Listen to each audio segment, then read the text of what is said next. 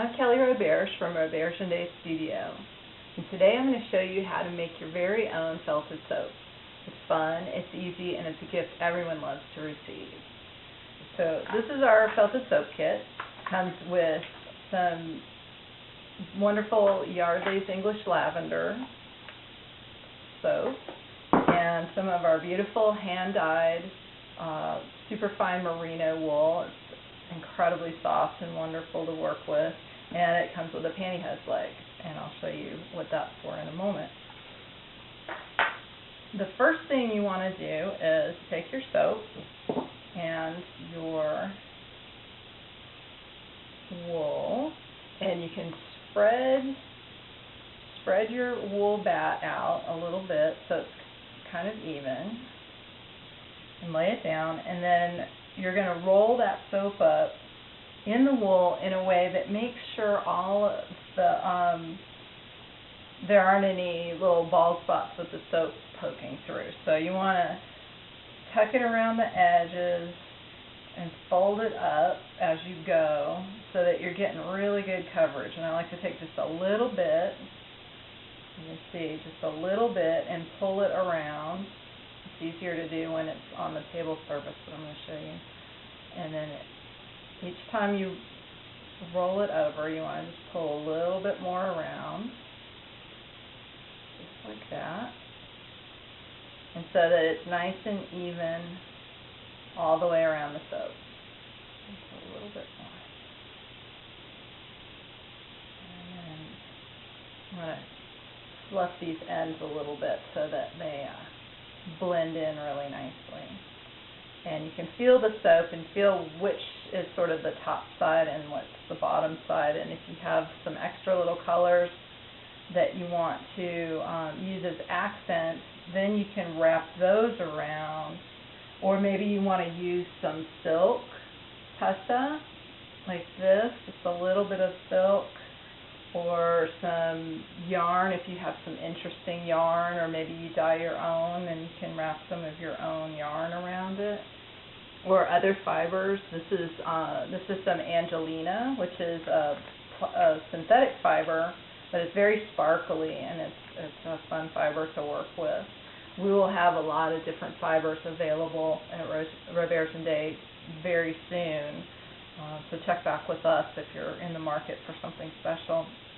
So I'm going to take this accent color and just wrap that around. Really smooth and easy. And I'm going to take just a little bit of this turquoise because it's a strong color, so it doesn't need much. Just a little bit. Spread it out a little bit, because then when the colors blend together, they are really, really pretty. And so it's that simple. You just wrap it up, make sure that it's even, and you can feel, if you've got any lumps and bumps that you might want to try to even out. And then we're going to take your pantyhose leg, knee high. I use the pantyhose for felting the hat, so I save all the legs, and then I use them for other things like felting soap. So you want to put your hand in the end. I like the really sheer kind. They seem to work very well. They tear up a little faster, but it makes it a lot easier to felt than the really thick hose. So anyway, I put my hand inside the hose and stretch it out as far as I can, and wrap it around the soap so that I'm holding, with my fingers and my thumb, I'm holding onto it so that the wool doesn't shift too much when I pull the hose around. So there you have it. That's pretty easy right there. And then the next part of the process is wet felting it, which is a lot of fun, and it's pretty easy to do. So this is my wet felting setup. It's just a dish drain board, but it's got nice texture on it, and then I have a pool noodle that kind of stabilizes it, and a cutting board that keeps it from drooping, because when you use the hot water it makes the plastic in this get soft, and so it can kind of droop, and then a bus tray. And this setup works really well for me. I get a lot done with this. And you want hot tap water. It doesn't have to be boiling or anything that will scald you, but just good hot tap water. And I like to use olive oil soap, so I just cut little pieces of a nice olive oil soap and dissolve them in water, and it makes for a good felting soap.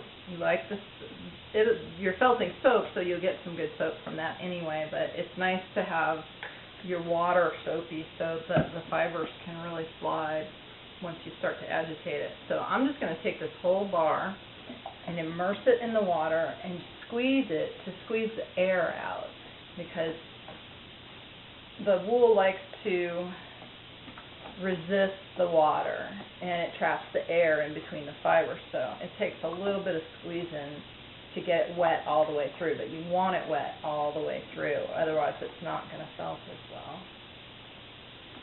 So. And you could tie a knot in this, you don't really have to, but so now that it feels pretty good and wet all the way through, and there's soap in the water, so the fibers are going to slide together, I'm going to start to just pet it with my hands, just gently, all over the bar. And move it around, and pretty quickly these fibers will begin to lock together and turn into felt. It's a pretty magical process. If you've never done any felting before, what's happening is each little hair fiber has scales on it, sort of like a fish, and the hot water opens those scales up and makes the fibers, when they slide together, they only go one direction. It's like a fish hook. They don't come back out the other way because of the direction of the scale. So that's why when you accidentally throw your wool sweater in the washing machine and it comes out this big and that thick, it's because all of those fibers got agitated together and all of the scales just went further and further in, and then they don't come back out. So I'm just massaging this all around, and it might take a little bit longer the first time that you do this, or the first few times even, until you get the hang of it, but once you do, the process goes pretty quickly, and you can churn out a bunch of gifts for friends and family for the holidays, or for any holiday really. It's a nice gift. It's a nice hostess gift, because it smells like, if you use the lavender soap or another nice smelling soap, it works sort of as a room freshener or as a sachet in a drawer, but you can actually use these in the shower or the bath, like a built-in washcloth. And it's getting good and soapy because the soap from the inside is coming out, so that's good. We know we're working all the way down to the soap level. And you just keep working away at it. And then you can also work it on your washboard surface, which is the whole point of having it. I do a lot of felting work just with my hands, but it's nice to go back and forth.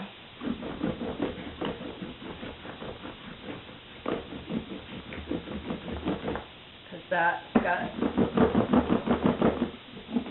And don't worry about the soap. It will, you don't want to leave the soap sitting in water for too long, because it will get soft and then your soap will be all lumpy. But other than that, you don't really have to be too precious with it, unless you just happen to have a really delicate kind of soap. But any commercially made bar soap should hold up pretty well to the felting process.